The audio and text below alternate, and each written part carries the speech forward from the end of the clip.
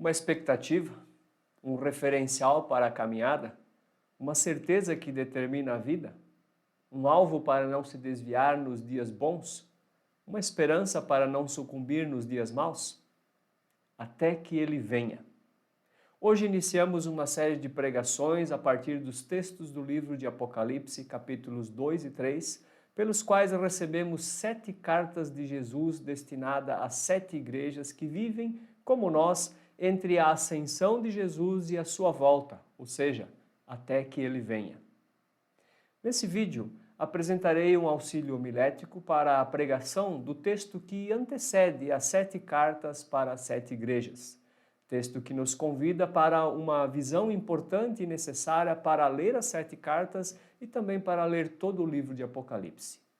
Sou o professor Marcelo Jung e tenho a honra de servi-lo com a exposição da pregação da Palavra de Deus a partir de Apocalipse, capítulo 1, versículos 9 até 20. Iniciar o estudo das 7 cartas para as 7 igrejas de Apocalipse com o trecho do capítulo 1, versículo 9 a 20, é necessário porque a visão ali relatada foi determinante para João receber e registrar o conteúdo do livro de Apocalipse. E essa visão é determinante para que os leitores de Apocalipse, inclusive nós, compreendam o seu conteúdo. Sem essa visão e sem a convicção da realidade dessa visão, todo o conteúdo de Apocalipse continuará impressionante, mas será apenas uma história fantástica, uma fantasia, uma fonte de ilusão. Deixemos a leitura do texto compartilhar a visão de João. Eu leio. Eu, João, vosso irmão e companheiro na tribulação, no reino e na perseverança, em Jesus, achei-me na ilha chamada Patmos, por causa da palavra de Deus e do testemunho de Jesus. Achei-me em espírito no dia do Senhor e ouvi por detrás de mim grande voz como de trombeta, dizendo: O que vês, escreve em livro e manda às 7 igrejas, Éfeso, Esmirna, Pérgamo, Tiatira, Sardes, Filadélfia e Laodiceia. Voltei-me para ver quem falava comigo e voltando vi 7 candeeiros de ouro. E no meio dos candeeiros, um semelhante a filho de homem, com vestes talares e cingido à altura do peito com uma cinta de ouro. A sua cabeça e cabelos eram brancos como alva lã, como neve, os olhos como chama de fogo, os pés semelhantes ao bronze polido, como que refinado numa fornalha, a voz como voz de muitas águas. Tinha na mão direita 7 estrelas, e da boca saía-lhe uma afiada espada de 2 gumes. O seu rosto brilhava como o sol na sua força. Quando o vi, caí a seus pés como morto. Porém, ele pôs sobre mim a mão direita, dizendo: Não temas, eu sou o primeiro e o último, e aquele que vive. Estive morto, mas eis que estou vivo pelos séculos dos séculos, e tenho as chaves da morte e do inferno. Escreve, pois, as coisas que viste, e as que são, e as que hão de acontecer depois destas. Quanto ao mistério das 7 estrelas que vistes na minha mão direita, e aos 7 candeeiros de ouro, as 7 estrelas são os anjos das 7 igrejas, e os 7 candeeiros são as 7 igrejas. O texto nos conduz a 5 momentos. Primeiro, a situação de João e também da igreja. Segundo, o que João ouviu, após o que João viu. E depois, a reação de João. E, por último, a ação daquele a quem João viu. Atendendo à indicação do próprio texto, sigamos esses momentos e ouçamos o que eles nos comunicam. Qual é a situação de João e também da igreja? É a situação para a qual todo o conteúdo de Apocalipse é revelado, para a qual a revelação de Apocalipse quer fazer frente. João e a igreja se encontram em Jesus. Essa é uma expressão recorrente no Novo Testamento, muito utilizada nas cartas do apóstolo Paulo, na forma de em Cristo, que descreve a vida de fé, a novidade de vida trazida por Cristo Jesus e presenteada aos que nele creem.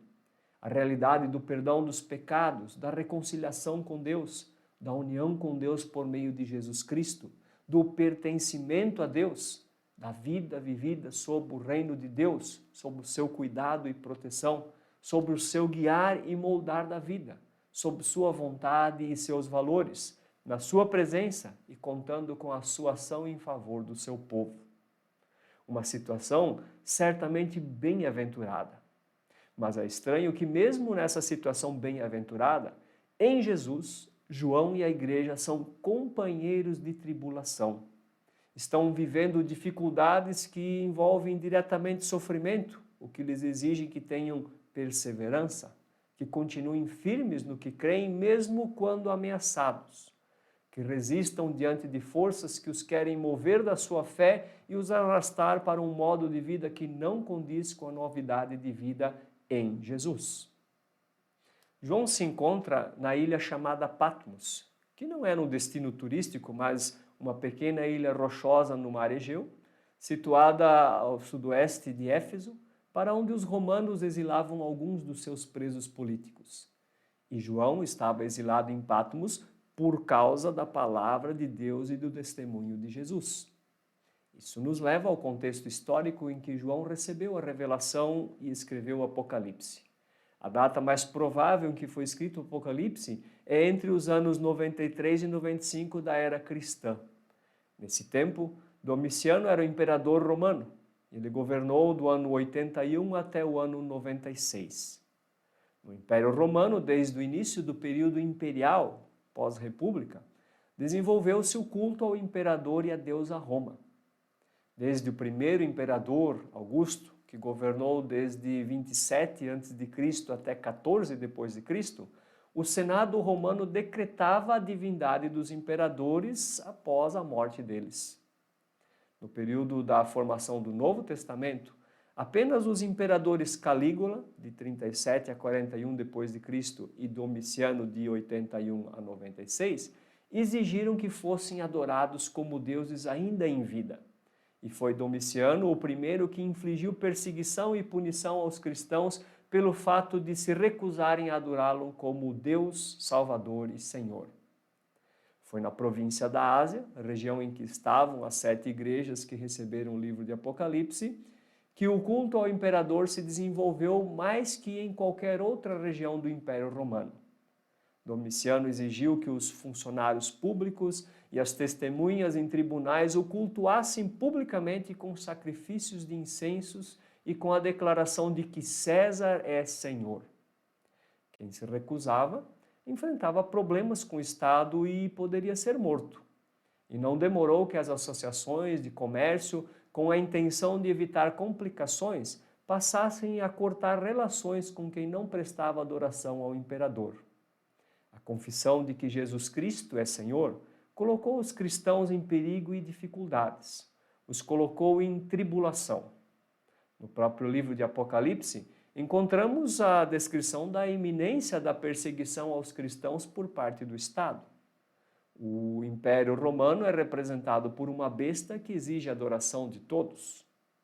João se encontra exilado em Patmos por causa da palavra de Deus e do testemunho de Jesus. Antipas, um cristão da comunidade de Pérgamo, havia sido martirizado. A comunidade de Esmirna está sob ameaça de morte. Muitos foram mortos por causa da palavra de Deus e do testemunho de Jesus. Roma é descrita com a imagem de uma prostituta que se embebeda com o sangue dos santos e mártires. Ou seja, as pessoas que ouviram o Evangelho de Jesus Cristo, que depositaram em Jesus a sua fé, que por meio de Jesus receberam o direito de serem feitas filhas de Deus, que foram incluídas no reino de Deus, que viviam na confiança de que Jesus é o Salvador do mundo e o Senhor da história. Agora estavam vendo diante dos seus olhos e experimentando em sua carne o domínio de outro Senhor. E esse outro Senhor mandava e desmandava, exigia adoração e infligia dificuldades, sofrimentos e até morte a quem não o adorasse. Os cristãos da Ásia Menor entraram em crise. Quem, afinal de contas, é o verdadeiro Senhor da história? Confessamos que Jesus Cristo é o Senhor, mas não é o que vemos e nem é o que a situação do dia a dia nos impõe. Todo o livro de Apocalipse trará resposta para essa crise. Mas é interessante que já no início, antes de tudo, João recebe a visão descrita no trecho 1, versículo 9 a 20. Muita coisa será revelada, inclusive que a tribulação da igreja vai piorar, e a visão inicial será o fortalecimento para receber a revelação do que virá e para viver adequadamente o que virá. A visão é composta de dois elementos, o que João ouve e o que João vê. O que João ouve? João não relata apenas o conteúdo da voz, mas descreve suas características. É uma grande voz como de trombeta. Mais adiante, ele ainda diz, é como voz de muitas águas. Essa descrição tem como referencial descrições encontradas no Antigo Testamento. E é muito claro para os primeiros leitores de Apocalipse que se trata da voz de Deus. O som da trombeta faz parte da revelação de Deus no Monte Sinai. A voz, como as muitas águas, caracterizou as visões que o profeta Ezequiel teve de Deus. Os leitores sabem que é a voz de Deus. Significativo para a igreja que está em tribulação sob a perseguição do Império Romano é que as referências usadas por João são justamente de momentos de salvação e libertação do povo de Deus por uma ação poderosa de Deus. A libertação dos hebreus na escravidão do Egito, lá no Êxodo, e o retorno e a restauração de Judá no exílio babilônico na profecia de Ezequiel. A voz, caracterizada como voz de Deus, ordena a João que escreva, registre em livro o que lhe está sendo e ainda seria revelado e que envie esse livro às 7 igrejas, Éfeso, Esmirna, Pérgamo, Tiatira, Sardes, Filadélfia e Laodiceia. Como já vimos, essas 7 igrejas ficavam na província romana da Ásia, uma região onde a igreja floresceu a partir do trabalho do apóstolo Paulo em Éfeso, quando, conforme Atos 19, durante 2 anos Paulo ensinou diariamente na escola de Tirano e fez da comunidade de Éfeso um centro missionário que alcançou toda a Ásia. E justamente nessa região, de grande crescimento da igreja, é que a perseguição do Império Romano aos cristãos sob Domiciano foi a mais intensa. É importante observar a escolha de 7 igrejas para receber 7 cartas. Sabemos pelo Novo Testamento que havia mais igrejas na província da Ásia, como por exemplo em Colossos e Herápolis, cidades vizinhas de Laodiceia, em Mileto, cidade vizinha de Éfeso, em Troade, cidade vizinha de Pérgamo e outras. Por isso aqui o número 7, ele quer ser entendido como um símbolo, que é inclusive uma característica da literatura apocalíptica. O número 7 simboliza totalidade, algo completo, perfeição, o que faz entender que as cartas e o Apocalipse como um todo são dirigidos não somente às 7 igrejas mencionadas, mas a todas as igrejas. E pode-se entender que não só daquela época, mas para todas as épocas. Outra marca textual que conduz a essa interpretação está nas 7 cartas. Todas elas iniciam se dirigindo à igreja no singular, ao anjo da igreja, indica uma determinada igreja, e concluem com um chamado às igrejas, no plural. Quem tem ouvidos, ouça o que o Espírito diz às igrejas. É um chamado para todas as igrejas. O que João vê? O que João vê combina com o que ele ouviu. Ele ouviu a voz de Deus e, ao virar-se e procurar por quem lhe falava, João viu o próprio Deus. Novamente, a descrição do que João vê tem como referência a revelação de Deus no Antigo Testamento. Na visão revelada no capítulo 7 de seu livro, Daniel descreveu a Deus como o ancião em dias. Sua veste era branca como a neve e os cabelos da cabeça brancos como pura lã. E o seu trono eram chamas de fogo. A bênção sacerdotal de número 6, que fazia parte da liturgia do culto também da igreja primitiva, anuncia o rosto de Deus que resplandece sobre os seus. Os Salmos 4, 31, 80 e 119 rogam pelo favor do rosto resplandecente de Deus. Não há dúvidas. João ouve e vê o próprio Deus. Mas o detalhe importante é que ele vê a Deus em Jesus. Além das imagens que descrevem o próprio Deus, João descreve quem ele vê com imagens que no Antigo Testamento identificam o Messias enviado por Deus. João diz, ele é um semelhante ao Filho do Homem.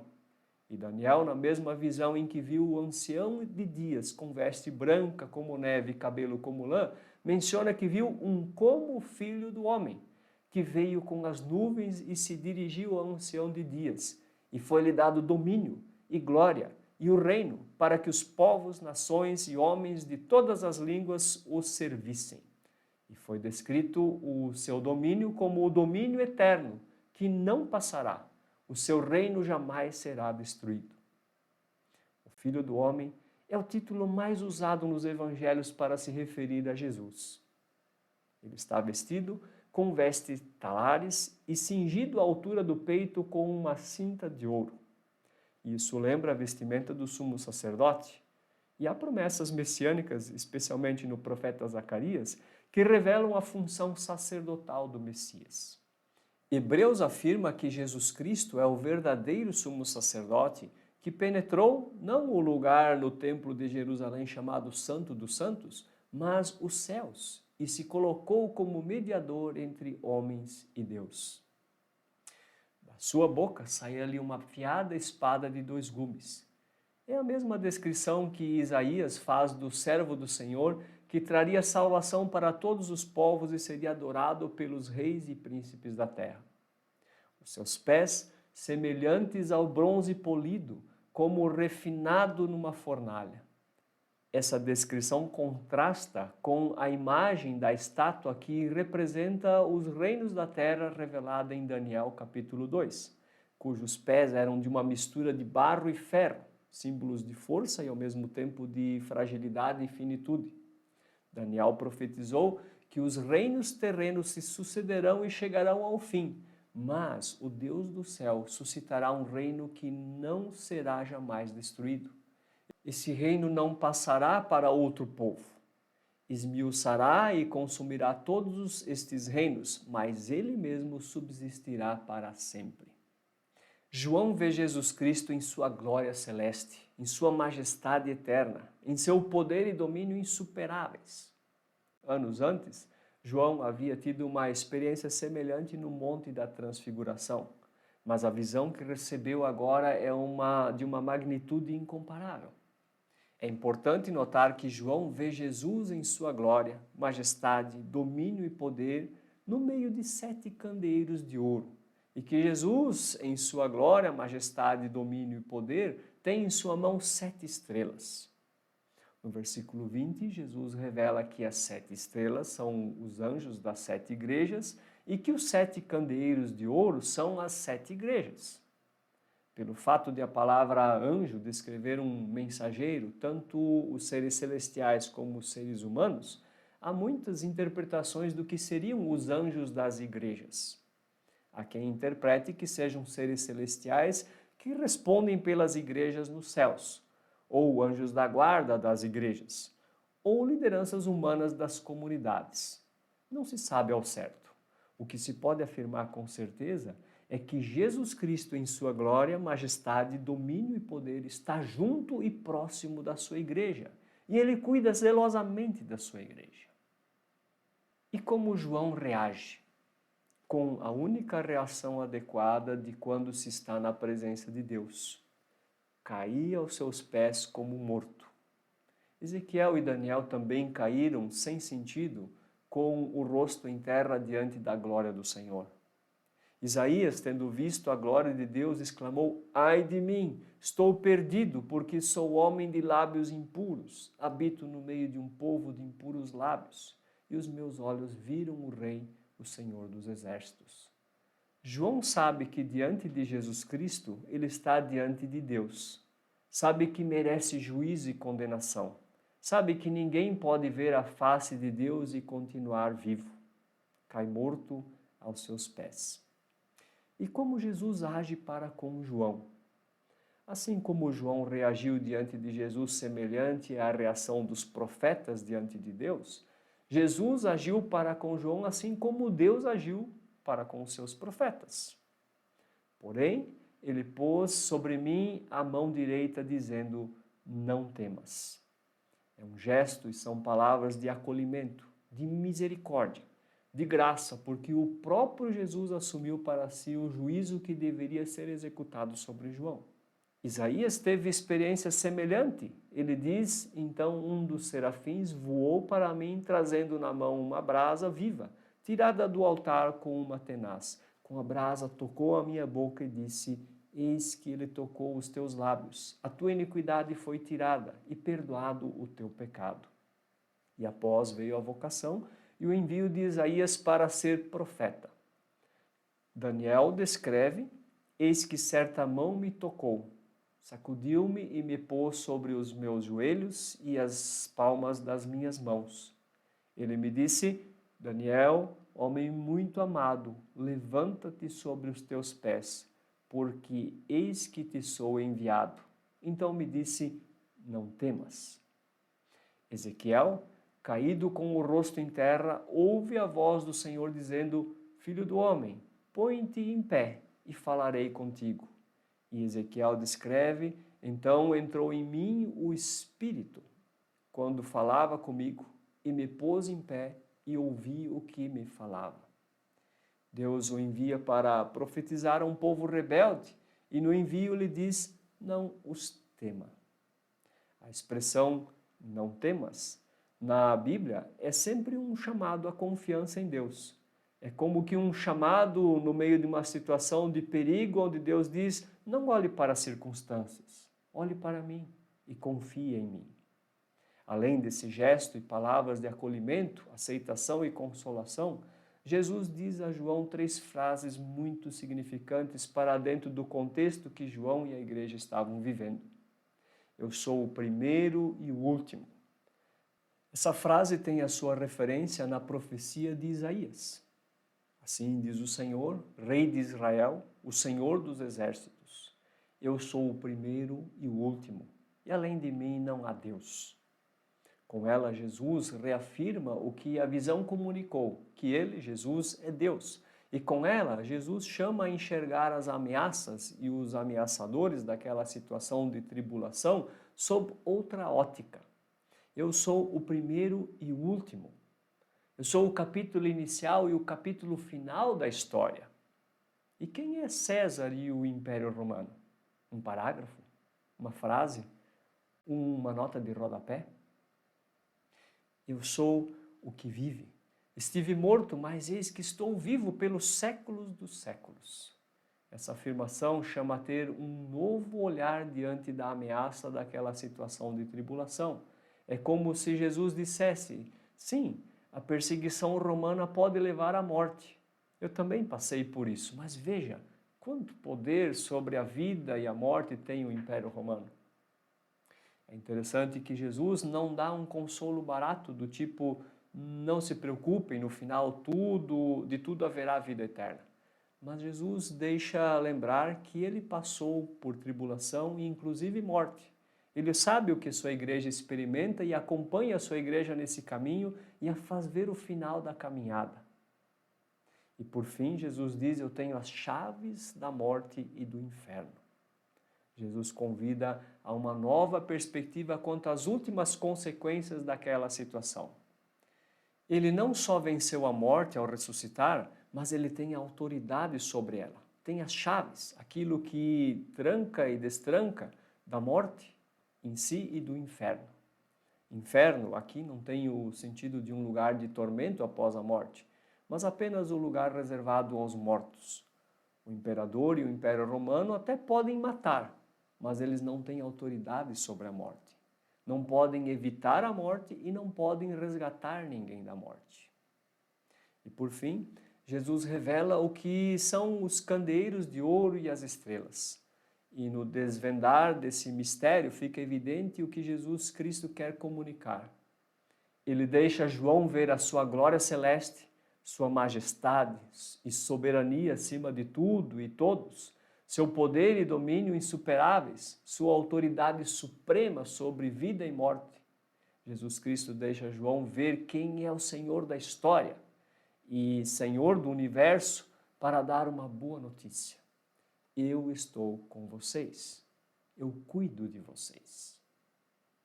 O que essa visão comunica para João e para a igreja em tribulação?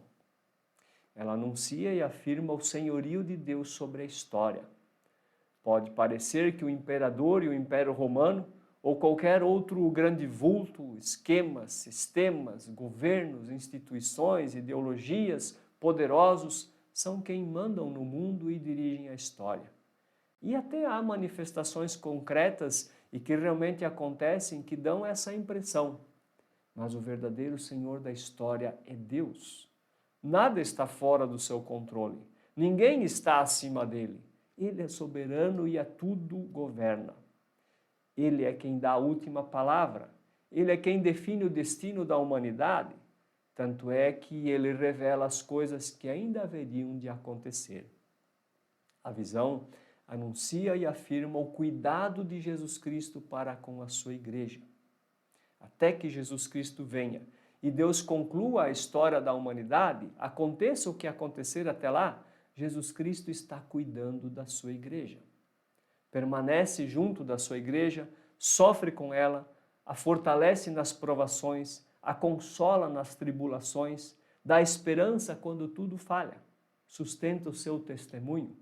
Jesus Cristo participa da morte da sua igreja e a faz participante da sua ressurreição. Mesmo quando as circunstâncias indicam o contrário, a igreja está nas mãos de Jesus Cristo. Para que essa visão convida? Convidou os cristãos daquela época e convida a nós hoje a perguntar sobre a nossa visão de mundo e de história. Como enxergamos o mundo e o rumo dos acontecimentos? Para nós, quem está no controle de tudo? Em quem ou em que narrativa colocamos a nossa confiança? Em quem encontramos paz? Em quem colocamos a esperança do nosso futuro? Que visão de passado, presente e futuro determina a nossa vida? Respostas sinceras para essas perguntas podem revelar que a nossa visão de mundo e de história não é aquela que foi revelada a João. Por isso, a visão de João nos convida a ajustar a nossa visão ao que Jesus revelou e a colocar a nossa confiança e esperança no Senhor Jesus. Essa visão e o Senhor Jesus, que é o centro e a vida dessa visão, vence os temores, dá rumo certo para a vida, fortalece para o testemunho, consola no sofrimento, dá perseverança na perseguição, concede paz em meio a um mundo de injustiça e de caos. Essa visão nos dá a certeza do bem-aventurado final da história com Jesus Cristo. Até que Jesus Cristo venha, pode ser que as coisas ficarão complicadas, mas por essa visão, sabemos que tudo o que vir antes da vitória de Jesus e a nossa vitória nele são coisas penúltimas. A última coisa que acontecerá é o eterno reino de Jesus Cristo, reino de justiça, paz, consolação, bem-aventurança, perfeição, comunhão perfeita com Deus e entre o seu povo, alegria, vida eterna. A igreja em todos os tempos precisa saber. A igreja fiel a Jesus Cristo não está livre de tribulação. Contudo, tribulação não anula a soberania de Deus. O caminho difícil não altera o ponto final que Deus estabeleceu e para onde está levando a sua igreja. Tribulação não anula o cuidado de Jesus Cristo durante a caminhada. A igreja, em todos os tempos, precisa confiar que outros senhores não podem dar rumo, segurança, consolo e um futuro bem-aventurado. Somente Jesus Cristo o pode dar. A igreja, em todos os tempos, precisa constantemente se perguntar o que ou quem determina a nossa visão de história e de esperança quanto ao destino final. O que ou quem alimenta a nossa esperança? A visão de Apocalipse 1, 9 a 20 conforta a igreja, faz ver quem está conosco. Também faz receber as cartas que virão adiante na certeza da autoridade de Jesus e na certeza de que nas suas cartas ele manifesta o seu cuidado com amor zeloso. Algumas cartas trarão palavras duras de Jesus, mas não são palavras para a destruição, e sim para a salvação. Conceda o Senhor que até que ele venha, a visão relatada por João seja a visão que determina o nosso olhar, que determina a nossa interpretação da história, que determina a nossa vida. Até que ele venha, ouçamos o que o Espírito diz às igrejas nas 7 cartas que nos visitarão nas próximas semanas. Amém. Nesse primeiro culto da série, e em cada culto que se segue, você pode convidar a comunidade para ler diariamente o trecho bíblico para a pregação seguinte. Isso colocará os membros em contato direto com a palavra de Deus, o que certamente os ajudará a receber com mais proveito a pregação da semana seguinte. Ou, em caso de a sua comunidade reunir-se em pequenos grupos durante a semana, faça a pregação primeiro e elabore e forneça um guia para aprofundar os estudos de cada carta nos pequenos grupos durante a semana. Além disso, um importante recurso litúrgico que serve para todos os cultos é, de alguma forma, por meio de orações, de hinos, de transição entre momentos da liturgia, chamar sempre de novo a comunidade e voltar os seus olhos para essa visão da história e da sua conclusão realizada por Deus em Jesus Cristo. Esse é o ponto final da caminhada, da jornada da vida cristã. Se não olharmos mais para esse referencial, facilmente nos perderemos do caminho.